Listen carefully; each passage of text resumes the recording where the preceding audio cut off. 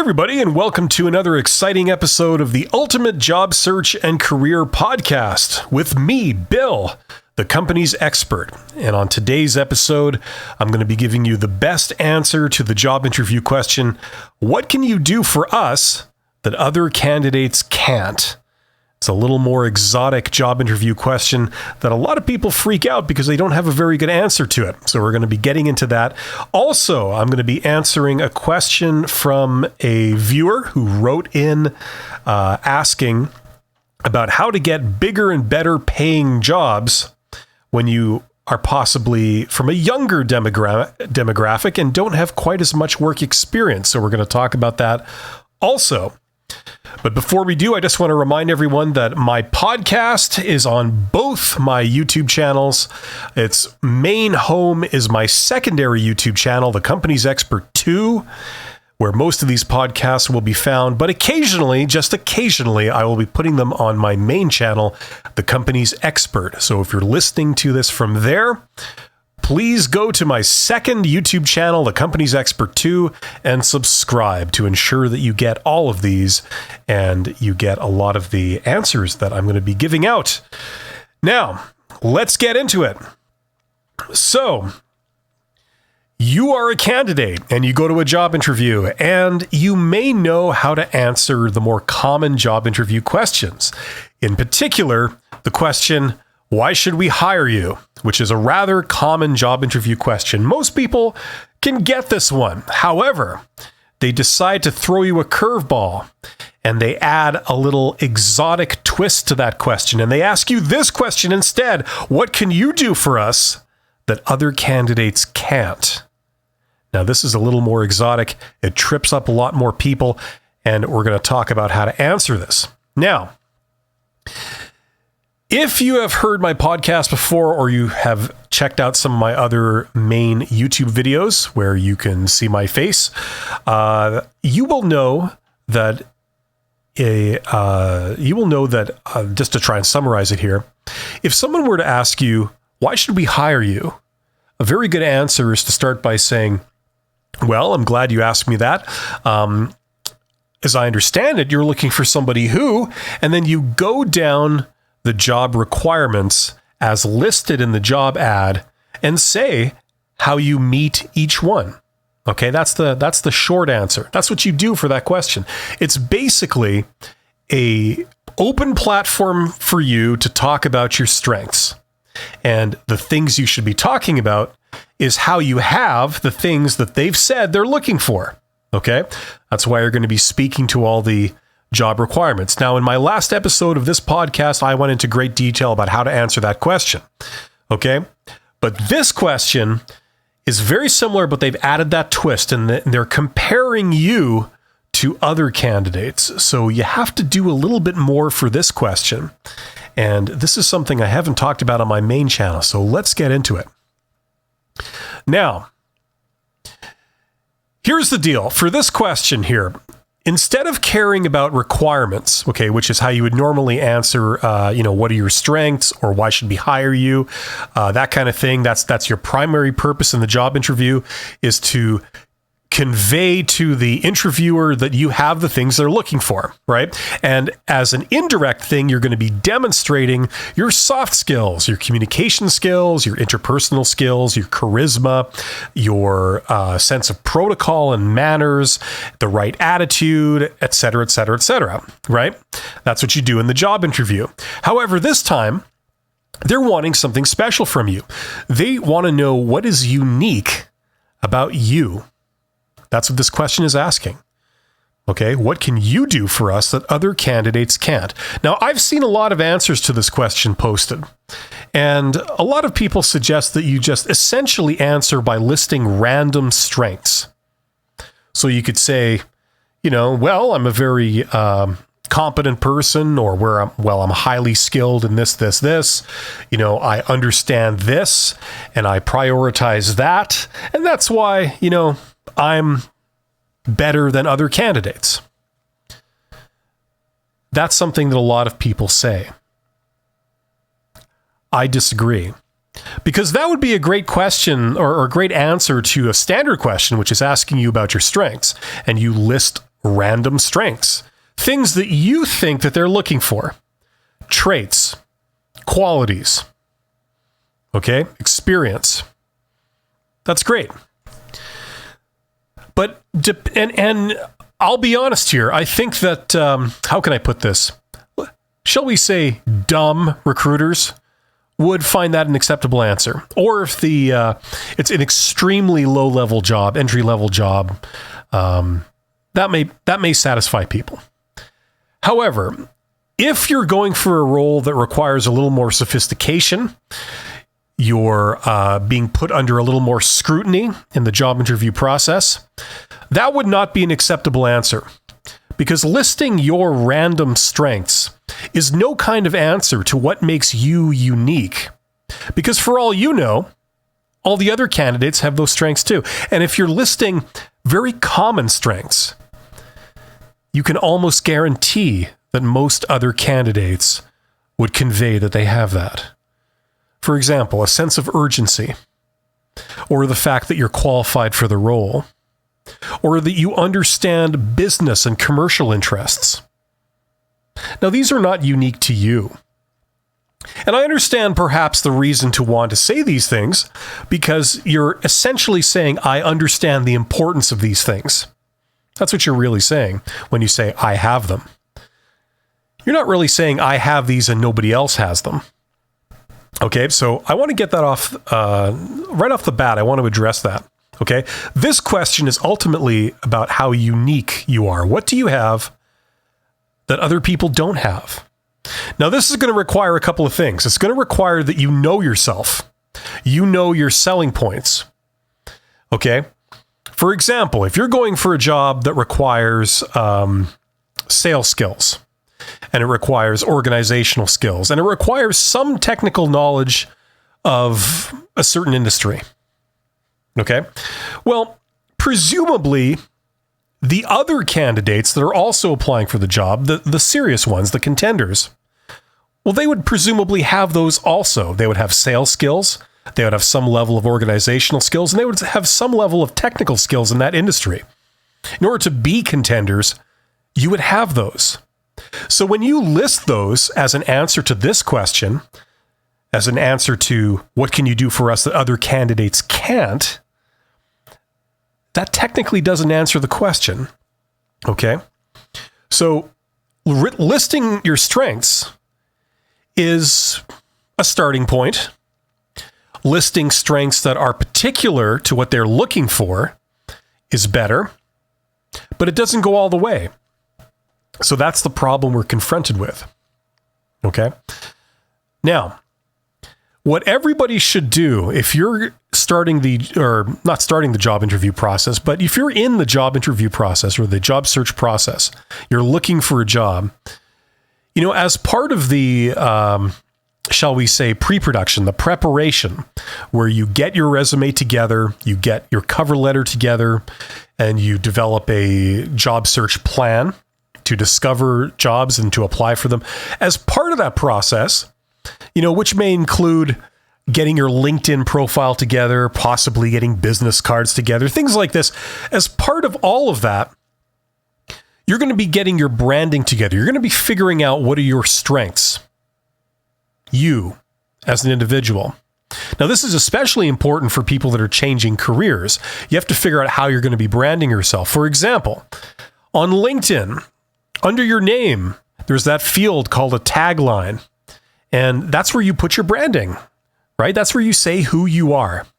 For example, if I introduce myself as Bill Todd, management consultant, that says in 2 words who I am. If I say, hello, I'm Bill Todd, YouTuber, that in 1 word says who I am. If I say Bill Todd, former CEO, that tells me, or that tells the other person who I am. So you're going to be doing this. And for people that are changing careers, this can be quite complicated. Do you put who you're going to be, or you want to go into this industry, so that's what you say you are? Or do you put your previous industry? That would make more sense. That's where you have a lot of experience. It can be unclear, right? So as part of this process, okay, of getting your materials together and starting to rehearse for how to do interviews and things like this, one of the things you're going to be doing is you're going to be figuring out who you are and doing your personal branding, okay? And part of that is figuring out how you are most likely unique from any other candidate. Now, I got news for you. We are all unique. We all have a particular combination of skills, traits, and experience that is particular to us. Nobody else has the exact same experience that you have, or personality that you have, or life experience that you have that forms your opinions and your work style and your communication style. We all are unique collections of traits. Okay? And you need to have thought about this beforehand. And you need to understand what gives you strength, your particular combination. Okay. Now that's going to play a big role in how we answer this question, because they're asking, what can you do for us that other candidates can't? Okay. This is not about random strengths. This is about what you can bring that nobody else can. Okay. That's what a lot of people don't really realize about this question. Just listing random strengths by saying, oh, I'm very motivated. Well, I don't know. That doesn't sound very unique. I think everybody who is applying for this job, if you ask them, are you motivated to do this job? They'll say yes. Right? You know, so you got to know yourself. You got to know what combinations of skills, experience, training, and your personality, your work style, your communication style, your collaboration style, what other skills that you might have that perhaps are not universal, like public speaking skills, negotiation skills, conflict resolution skills, things like this. Maybe those can be brought to give you an edge that most other people won't have. Okay? Maybe in some prior experience, you've been exposed to the realities of business. Okay? A lot of people like to say, oh yeah, I understand, the business side of this type of work. Well, do you actually do that, or are you just saying that? Okay? Because what you want to do when you answer this question is you want to A, speak to your strengths, B, speak to the strengths that they're asking for, the requirements that they're asking for, and then C, you need to really do a good answer to this. You have to give examples from your past that demonstrate a particular combination of things you have is formidable. Okay? Now that might sound fancy and that might sound complicated, but it's really not. Okay? For example, let's say that you are applying for a sales job.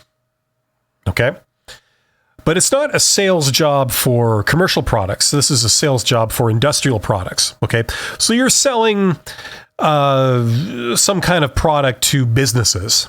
Okay. Maybe you're selling, IT equipment. Okay. You're applying for a job at an IT provider. Maybe they're selling hardware and software solutions to businesses, something like that. And you're applying for the role of salesperson. Now, the salesperson, that job, that role, salesperson, you need several different skills. Okay. Number one, you need to be charismatic and persuasive to be able to, close sales.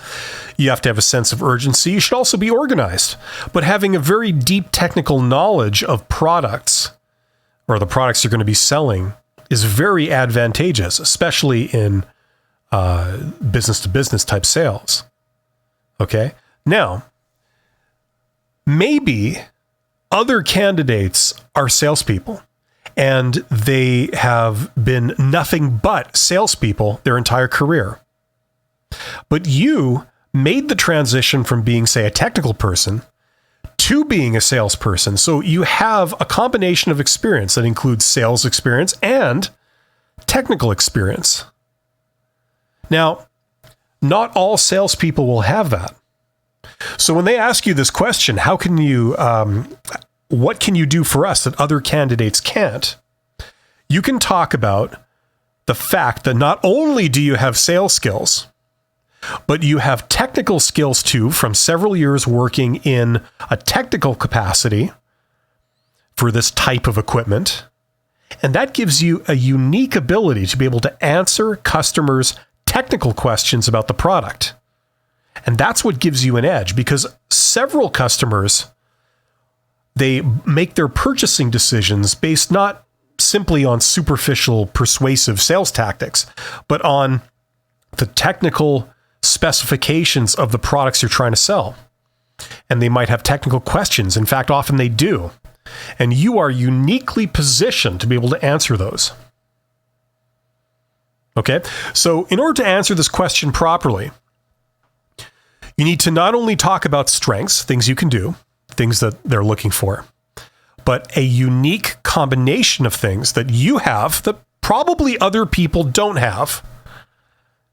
And then to really make this an watertight answer that no one can refute, you need to be able to back that up with an example from your past, similar to a behavioral-based question.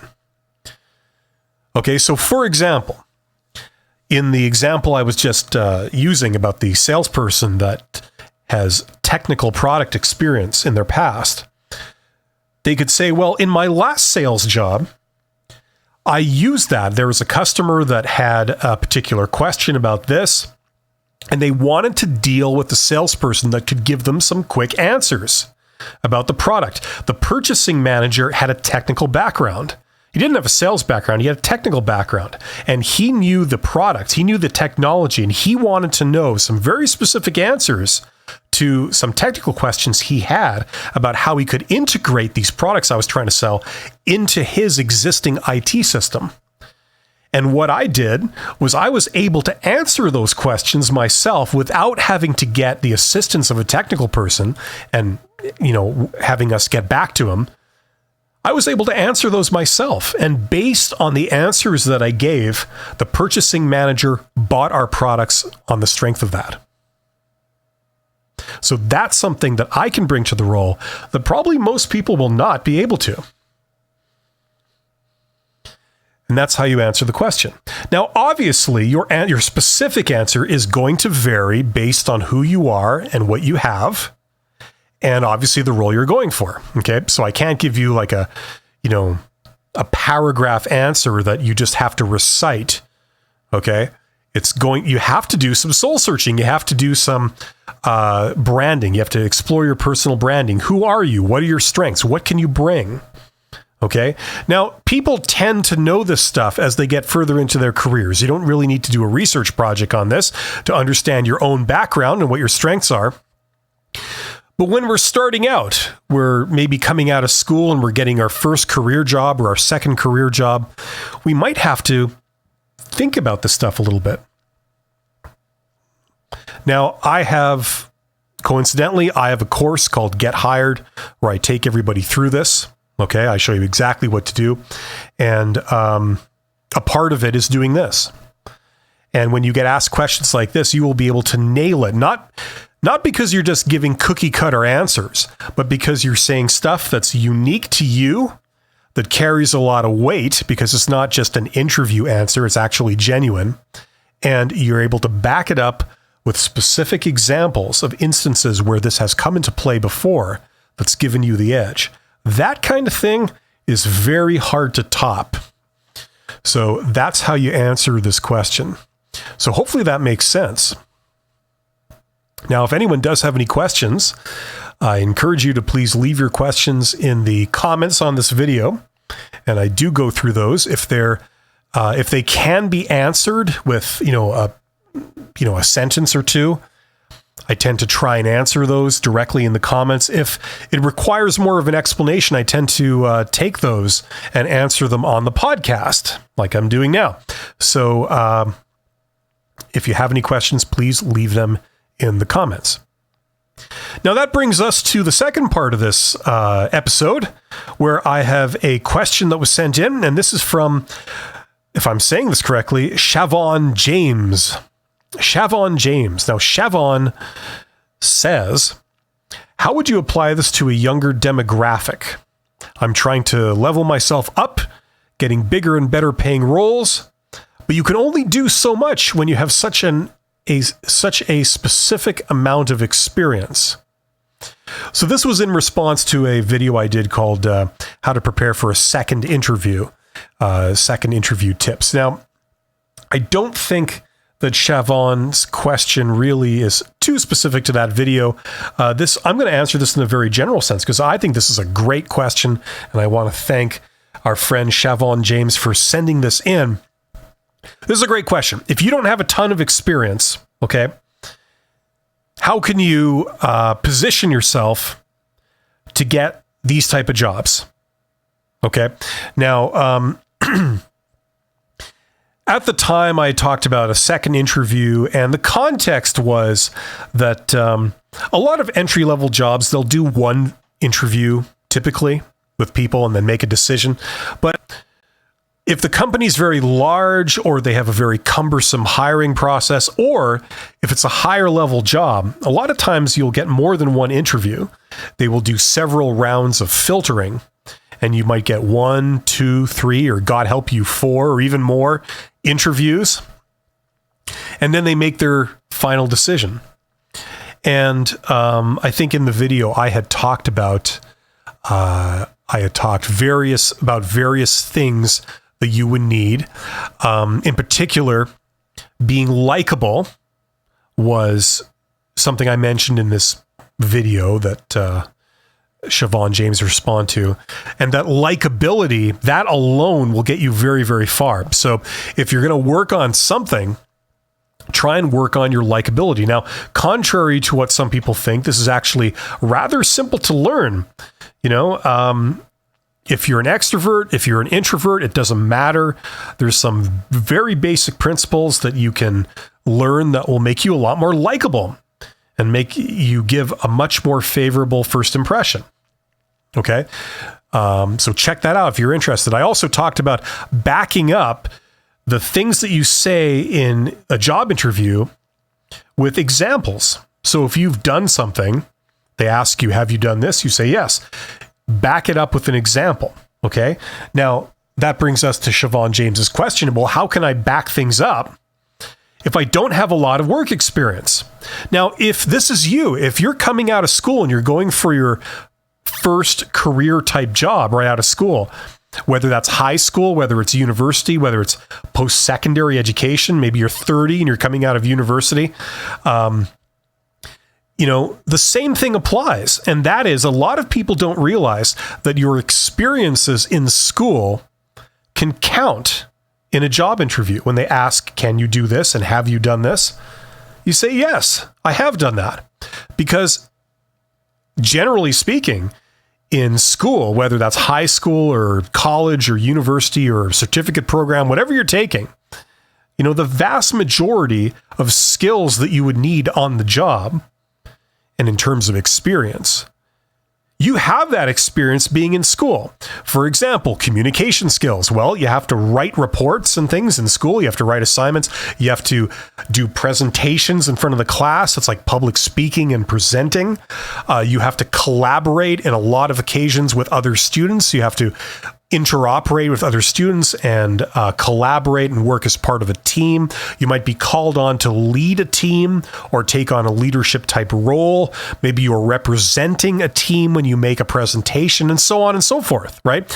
I mean, a lot of the things that they'll ask you for experience, do you have experience running a project? Do you have an experience meeting a deadline? Do you have an experience, adhering to a schedule or a budget and being organized? Things like this. You use all those skills in the course of your education. So don't be afraid to use examples from school to back up the traits and the skills that you have when asked about it in a job interview. Okay, that's the first thing I want to say. So if you're younger and you're concerned about this, remember, you might not have a lot of industry experience, but you certainly have a lot of work experience. Okay, you haven't been doing nothing the entire time you're in school. You've been doing quite a lot, and you've been doing the foundational type activities that prepare you for a career type job. That's what university and college and high school are. They're preparation for the real world. Okay, and just as you would do these things in school, you do them in the real world. It's essentially the same. Now, that's one aspect of this. Another aspect, okay, is I was talking about in this video that Siobhan James responded to, I was talking about second interviews, and part of that is getting the job, getting the interview. A concern that a lot of people have is that, well, you know, I might apply for jobs, but because I'm young and I don't have a lot of work experience, they won't give me the interview. Because, you know, when it comes to my resume, there's not a lot on there. So this leads to a catch-22, because I can never get an interview to talk about this experience that I have. And it's a deal breaker. No one will give me an interview. No one will consider me because I don't have an experience. And how am I supposed to get experience if no one will hire me? It's a catch-22. I don't understand what I'm supposed to do, and I'm upset. Well, that's an excellent point, okay? The other aspect of this is how to get those interviews, how to get those job opportunities. Now, once again, I actually didn't go into this with an express desire to sell my course, but one thing that I do go into my course quite a bit, if you take my course called Get Hired, there's a link in the description, is the discovery phase of job, the origination, and that is finding job opportunities. And I'm actually, if you've listened to my podcast before or seen any of my videos, I'm a big advocate for going outside of the standard HR hierarchy when getting a job. Okay. Instead of going online, finding a job posting, answering it with an application, and then talking to a recruiter and hoping to get an interview. Instead of doing that, I advocate that you go outside of that system. And in fact, most people who get jobs actually do this. And like I always say, you don't have to take my word for this. Go to Google, do your own research. If you Google how most people get jobs, they don't get jobs by applying for a job cold. They get jobs through networking. They talk to somebody in the organization. They say, hey, you know, could you put my name forward for this? Could I apply for this? And they say, yeah, sure, you should. And then you're going into the job almost as a referral rather than being an applicant. Because somebody internally is saying, hey, I know someone who could do this job. You should talk to this person. And then the HR hierarchy organization says, okay, sure, we will talk to them based on your recommendation. Right? And that carries a lot more weight because you're no longer a stranger that they're conceding to talk to. Now you're someone internally that they trust is recommending that the HR organization looks at with serious intent. Now, if you don't believe me on this, especially if you're young, if this is a surprise to you because people don't usually talk about this for some reason, even though everyone does it, do your own research. I encourage you. Don't take my word for any of this. Okay. A lot of people, when they hear this, they say, nope, that's baloney. It surely doesn't work like that. And I say, well, you got a reality check coming because it does. Now, a problem that a lot of people have, especially young people, is they have a lack of work experience. And they find that this prevents them from being considered for opportunities. But there is a solution. If you forget about applying for jobs that are posted and instead contact hiring managers or people that have potential to be hiring managers at organizations that you'd like to work in, okay? And this can take the form of a direct message. You send out a lot of direct messages, and the direct messages basically say, hello, I'm here. I'm really interested in this industry. I hope one day to work in this industry. Would you have half an hour to talk to me. I have some questions about your industry, and I would love to get your expert opinion on a couple of questions about your industry. Please let me know. No pressure. If you send out a message that essentially says that, and you send this out over social networking and it goes to all these people, people will respond. The big reason why they'll respond is because, you know what? It's flattering. How often have you received a message from a stranger saying, you know what? I don't know you, but I'm aspiring to work in the industry that you're in. And I would love to learn more about that industry.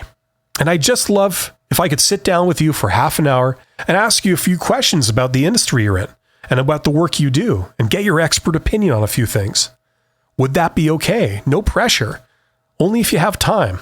Thank you very much. Have a great day.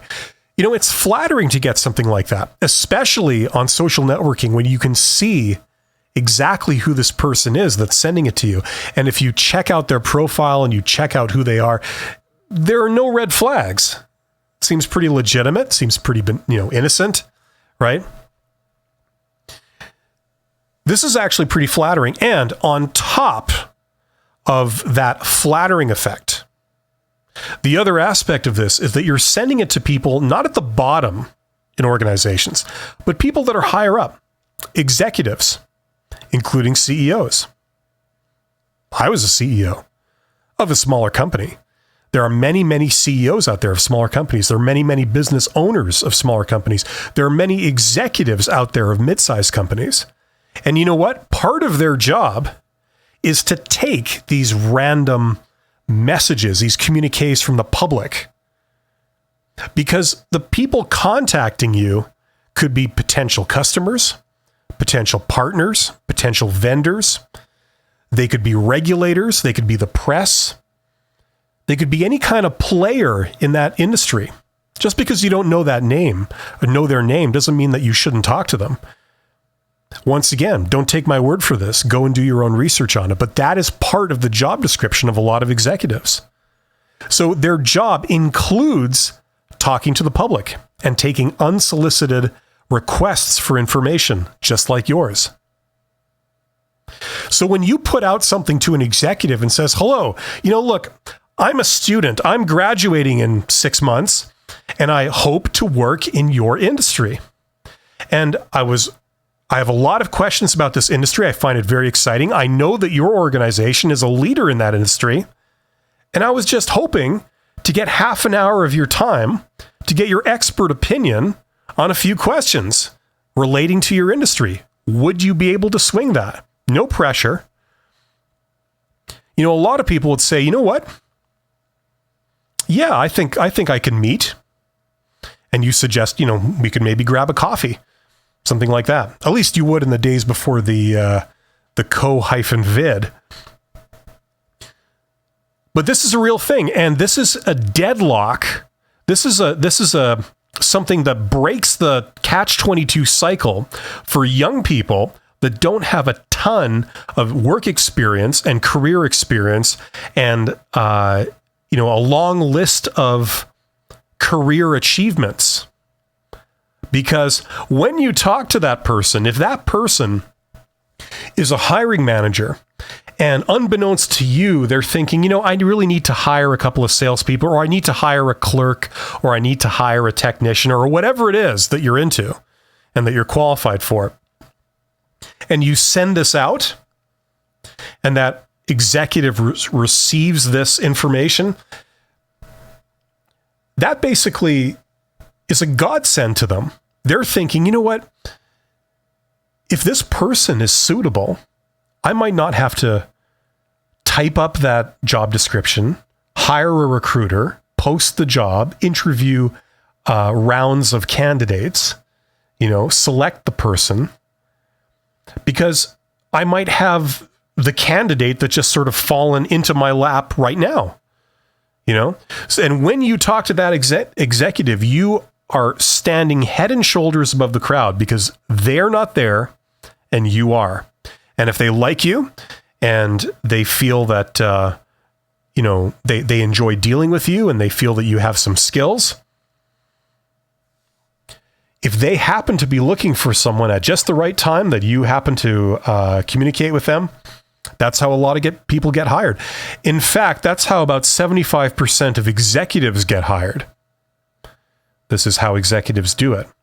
They don't apply for posted jobs in the vast majority of situations.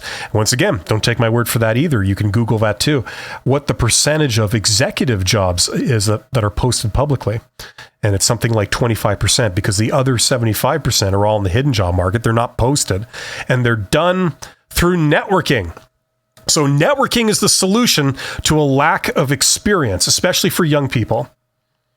If you want to find out more, I encourage you to check out my course. I do have some videos on my main channel that sort of give you more of the pieces to this puzzle and, scripts and things like that. But if you want to get the full shebang-a-bang, how you do everything, how you do your LinkedIn profile, how you connect to people, how you discover them, what you say to them, how you conduct the interview, all that kind of stuff, check out my course. It's called Get Hired, and there's a link in description. So thank you so much for listening this long. You guys are awesome. I want to thank Siobhan James for sending this question. If you guys have questions about this or anything other that I cover, or anything related to employment, job search, job interviews, or business in general, which I love talking about, leave them in the comments and I read them all. And I thank you for your participation. I just want you to know that you are awesome, not only for listening to this, you're actually doubly awesome for listening to this, especially right to the end. But I hope you have a great week. And thank you so much. And I will see you on the next episode of the Ultimate Job Search and Career Podcast. Thank you so much. Take care.